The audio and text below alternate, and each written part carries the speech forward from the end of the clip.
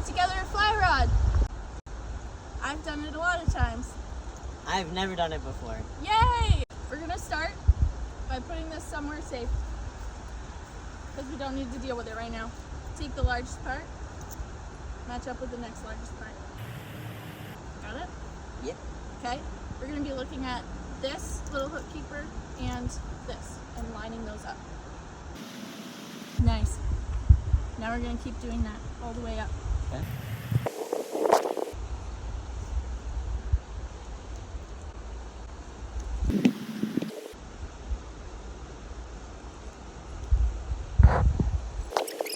Make sure it's really shoved on there. Some rods have these little lining guides. So you see this little spot down here? Mm-hmm. That helps you make sure that these are going to be going in a straight line all the way down. Which you can see you pretty much did. And you can also check by looking down the rod. And if it looks generally like you can put a line in one straight line, Then you're good to go. you're in good shape. Reels. You gotta take your little... So we're gonna take this off. Oh, take it apart. Yeah. Nice. And then this goes back on. One side of your reel is for loosening and taking it off just like that. The other side is your drag. So it's gonna change how hard it is to pull line out, which for depending on what kind of fish, you wanna change your drag that way. All right, Okay. so we're gonna see the line coming out of this little guide here on the bottom. So right here. And make sure that the line itself, wherever the leader ends, okay. And that comes out this bottom. We're gonna keep pulling until we get to the point where this starts happening, because this is gonna be easier to guide up through the loops. Grab your rod. Great. We're gonna be looking at the bottom of the rod. There's a little heel seat where you'll see a little divot. So if we're looking at this one, also removing rubber bands, we've got like this little nook. Watch your tip of your rod. Oh. That's gonna be where you lay this part of your reel. Great. So it'll go in like that. Goes in like this. And then this bottom one, you line up and then twist tight. And then this one, hold that down. And then we're gonna tighten these. That way as you're casting, it's not gonna fling off into the water. I think we Probably put it best on to avoid backwards. Yeah, I was just gonna say, I was like... There we go.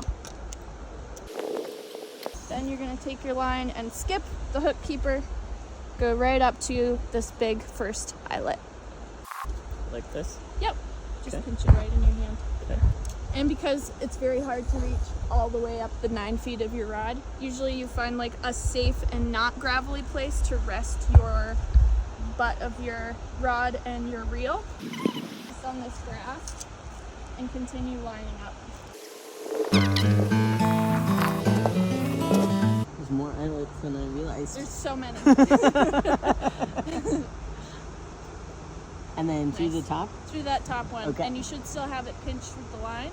And now at this point, I give it another pull, and I'm gonna start pulling that clear part through the eyelets that we just drew. So that way we end up with a little bit of the fly line sticking out the top, and this feeds through those very quickly, very easily, and it doesn't fall back down. Okay. And now you're ready to tie on a fly. Great! Yay! Can you focus on this up close? Now we're going to tie on flies. You're going to balance this in some way. I like to just do this and kind of hold it in my arm. You have your fly? Nope. Where did it go? Hold on. I don't know that you handed it to me. Just like open it and then shut it in front of your face. Yes, I did. Okay, good. All right. Now we have flies. We're ready. On these ones, you gotta find the little eyelet, which they have a lot of foam around it, like right over here. Okay. And that one has been fished before, which is a good sign, but generally you don't want a bunch of little knots clogging it. Mm-hmm. So what we're gonna do is cut those. Now that we have that loop available, you're gonna do the super frustrating thing of having this little bit of line go through that hole, which sometimes from the top is easier, sometimes from the bottom. Yes, great. And then once you get it, pull a little bit of line out so it's not gonna shoot back through. Perfect. And now I'm using one hand right now so that I can then grab this with the same hand and hold the line like that together. Kind of wrap it over and pull the fly in the other direction. Now we're just gonna twist it 5 to 6 times until it gets a nice little spiral. Now this is the tricky part. This end needs to go through this little hole at the front. Take this and feed it through like that, and I'll know I'll have it when I have a loop like that.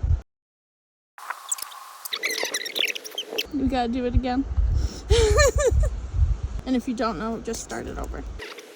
Half of it is figuring out how to hold it. Yeah, I think that's most of it, yeah.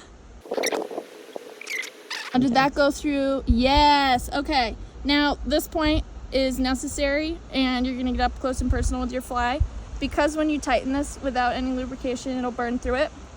You just gotta like get some spit on it. And at this point, I put this in my hand with these fingers. I hold and pinch with this, and I hold here, which is my own little chaos. And then we're gonna pull. As it gets closer there, I'm gonna let go of the fly, grab this, it's called your tag, the little bit of line that's left. I'm gonna put it in my teeth, and I'm gonna pull it tight by pulling on that other line too. Yeah, and that's called testing the knot. If this knot wasn't done right, this would unfurl or snap. So we know we did a good job if it's still on there. Yay! Yay! And now we just cut the tag and we're ready to fish. Now we're getting it ready by putting it in the dry shake.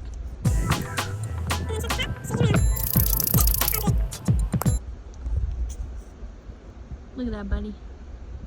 Ready to go. So when we're walking with a fly rod, there's a couple different ways to do that. If there's not a lot of brush in front of you, you can hold it like this and kind of have it by your side, keeping it off the ground. If there's a lot of brush, the other thing you can do is switch this around and have it go behind you.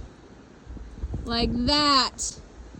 Great. Hooray, because this end unfortunately will break very easily, so we're trying to not poke things with it.